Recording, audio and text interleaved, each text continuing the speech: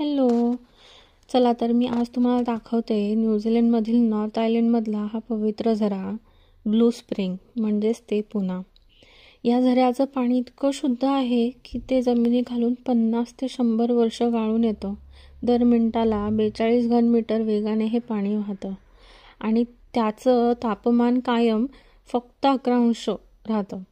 Maori संस्कृतीत पाणी म्हणजे जीवन. ते म्हणतात को ते वाय ते ओराओ ना मिया कातोआ. पाणी म्हणजे सर्व सृष्टीचं प्राण आहे. ते पुन्हा हे त्यांच्या दृष्टीने एक तोंगा म्हणजे पवित्र खजिना आहे.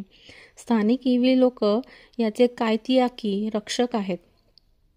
एक माऊरी कथेनुसार हिनेवाय नावाची जलदेवी होती.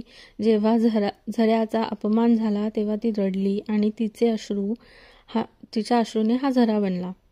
आजही तिचं पवित्र अस्तित्व इथे जाणवतं.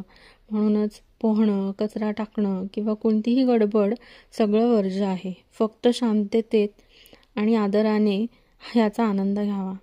ते पुन्हा हा फक्त झरा नाही, हा आपल्या मातीशी, आत्म्याशी आणि पूर्वजांशी असलेला एक पवित्र संबंध आहे. जर तुम्ही न्यूझीलंडला ट्रॅव्हल करत असाल तर ब्लू स्प्रिंग नक्की बघा.